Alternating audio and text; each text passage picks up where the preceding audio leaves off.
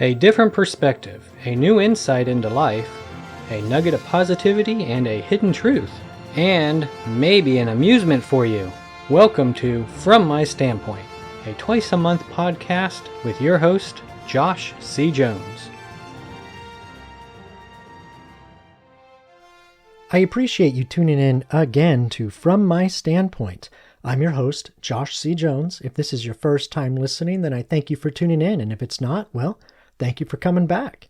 And don't forget that if you prefer to read, I suggest you check out the blog at FromTheirStandpoint.com. That's from THEIR standpoint.com, where I will sometimes add links and some extra information that may not be in the podcast. All right. So in this one, with the elections coming up very, very soon for 2020, I wanted to tap into something that I think really is important for us to understand.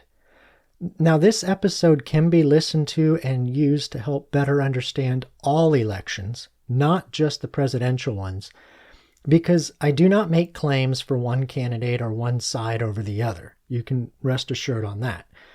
Every election, we are told, well, I know it's true for me anyway, that I'm told that this is the most important election ever. And maybe each is in its own time.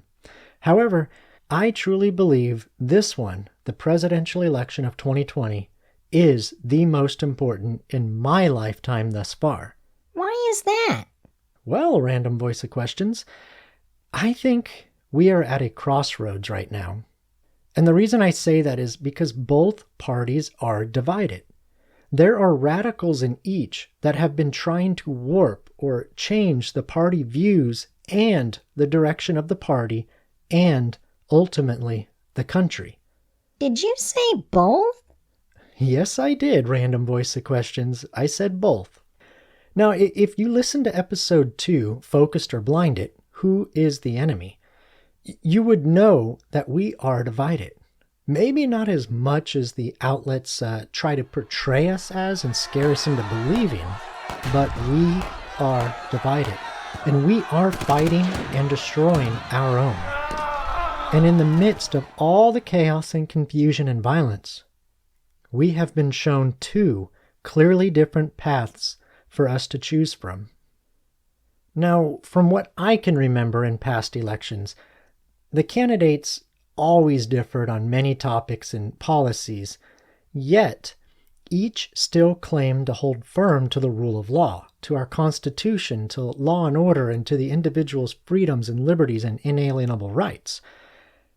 And here we are, for the first time in my life, where in my understanding and perception, these two paths no longer seem to reconverge. This is why I feel the need to speak about support. Now, like I said, I am not speaking about support for or against one side or the other. What I am speaking about is our choice. That is, your reasoning for how you decide to vote. Are you going to get all political on us and push a one-sided agenda like others have recently? No, don't worry. Don't worry about that, random voice of questions. I am not. But I do think it is important for people to hear the rest of this episode so they can be in a better position to make their own, more informed choice.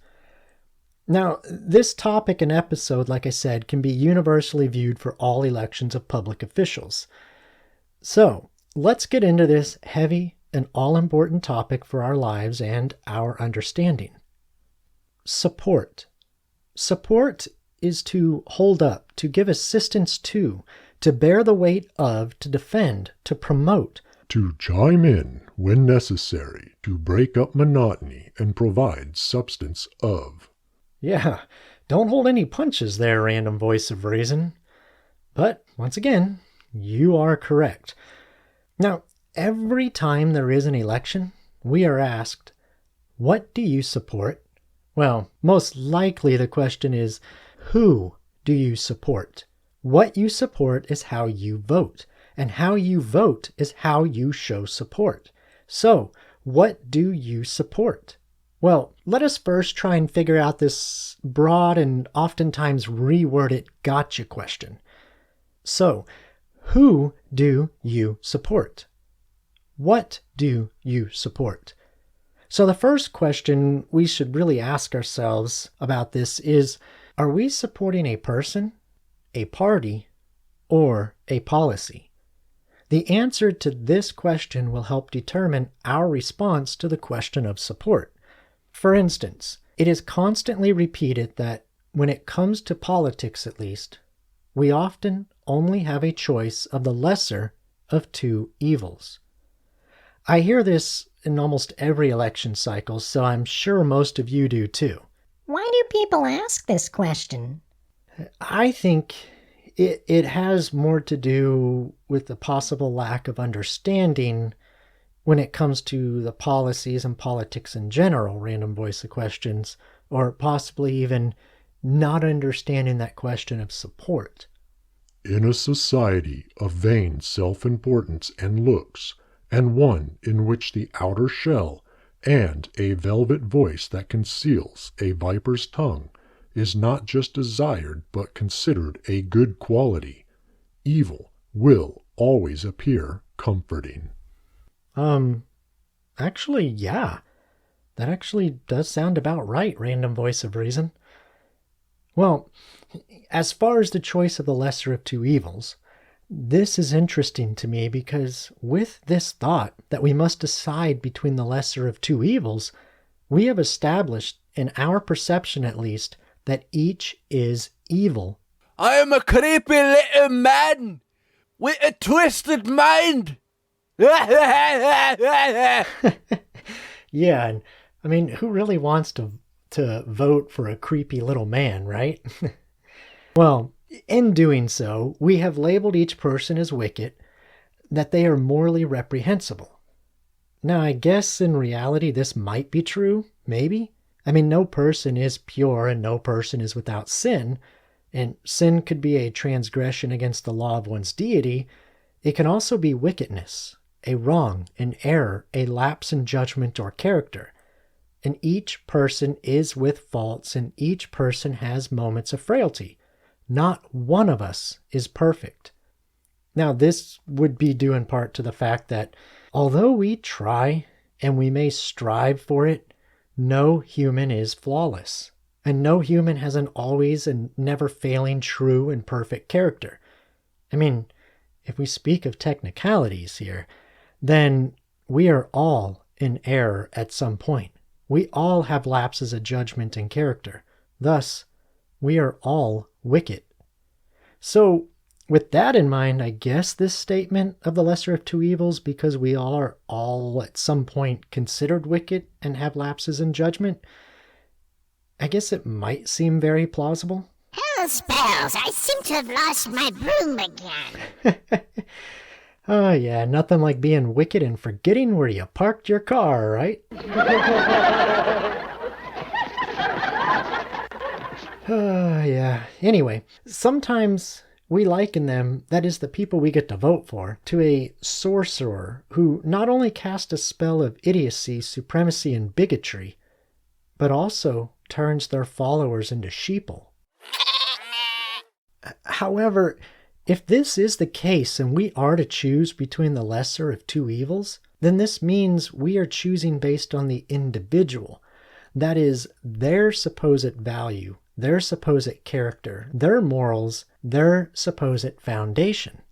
Our perception would then be that they both have fractured characters and are both morally corruptible.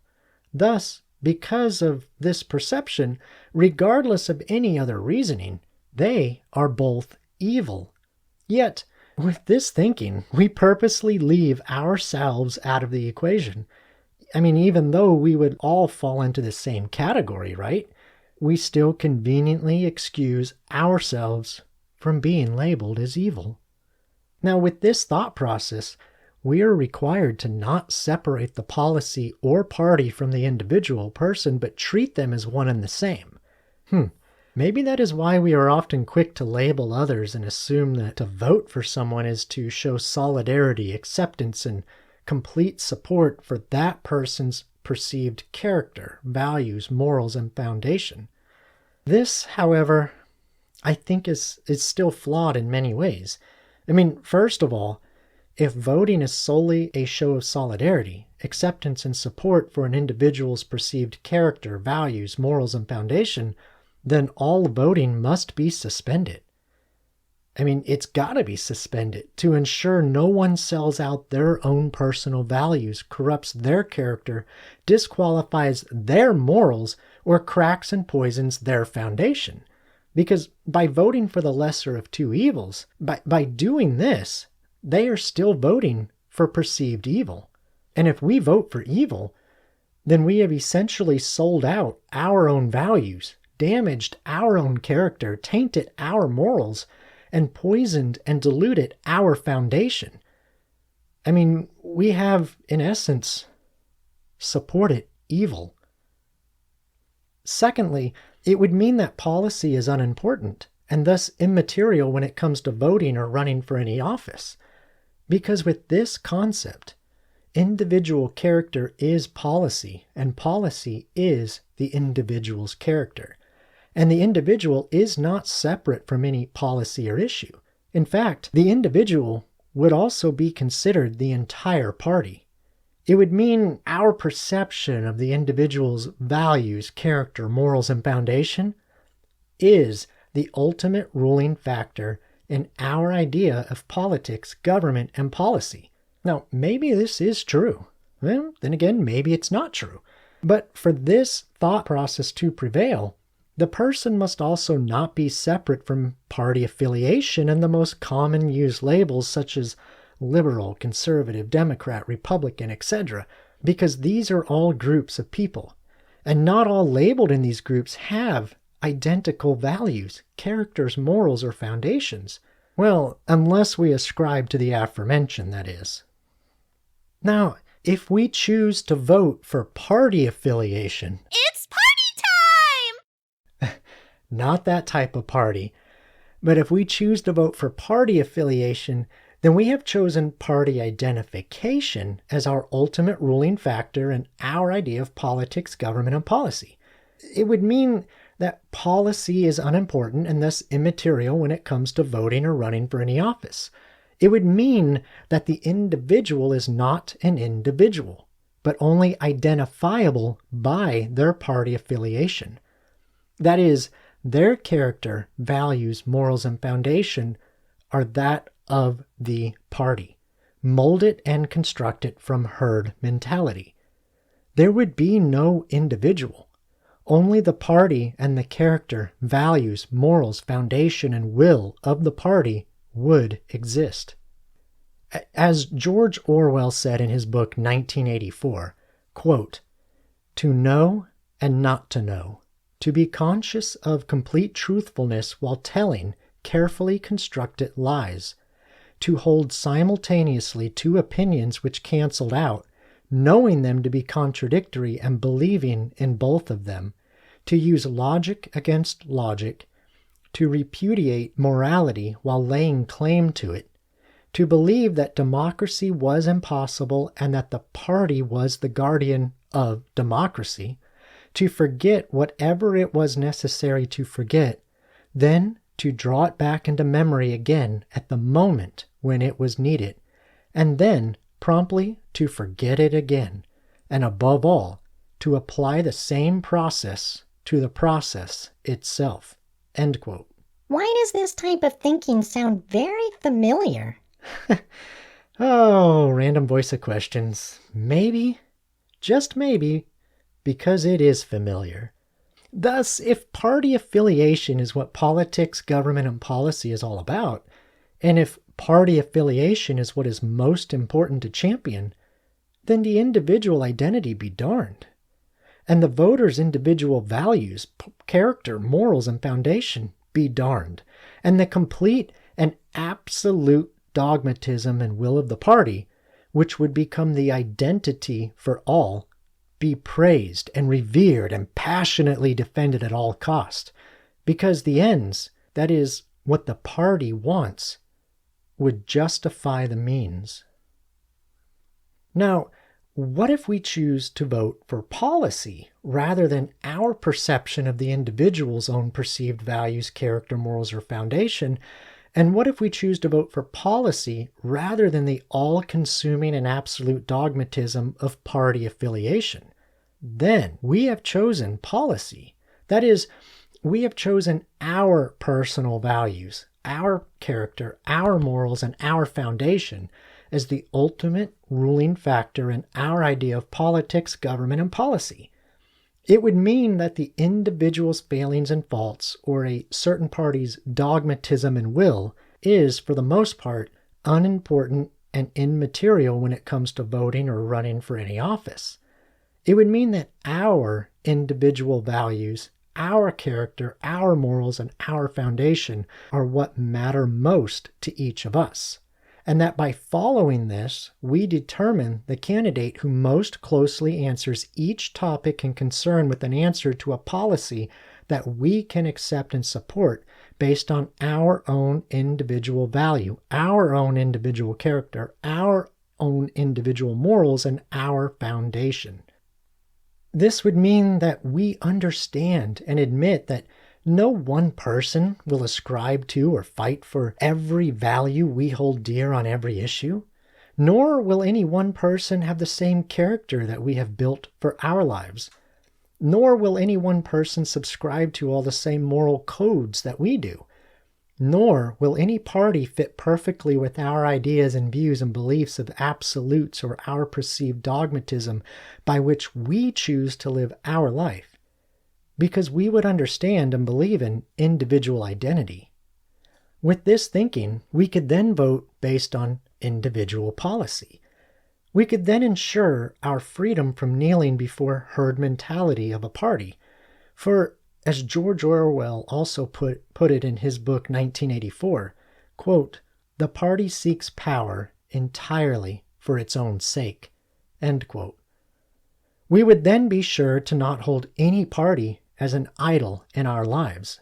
With this, we could then not have to choose between the lesser of two evils and still be supporting evil, but instead choose based on our values, our character, our morals, and our foundation when dealing with what we deem as our most pressing topics when it comes to politics, our nation, our communities, our families, our lives, our culture, our future, and our national character. We then vote based on our foundation and hold to our values, character, and morals. And in doing so, we could all find some common ground. If you have not yet subscribed, then I encourage you to subscribe to From My Standpoint to ensure you receive a reminder when new episodes are released. You can follow me on Facebook at FM Standpoint, on Instagram at From My Standpoint, or visit the website www.fromtheirstandpoint.com. That's from THEIR standpoint.com, and click on my show, From My Standpoint. And now, what you've all been waiting for, it's the wisdom of Dad Joke. Sometimes we must stop and think, is the comment we are about to make because we truly care to help, or because we truly wish to know something? Or is it because the policy is insignificant and the individual might not matter, but the collective, the party, is core?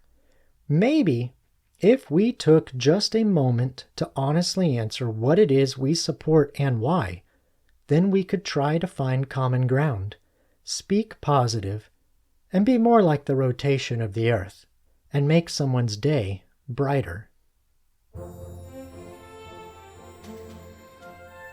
This has been From My Standpoint, a podcast to find a nugget of positivity and a hidden truth, encouraging and enlightening insight, entertaining a new perspective, and providing an amusement for you. We hope you were entertained, encouraged, enlightened, and enjoyed the show.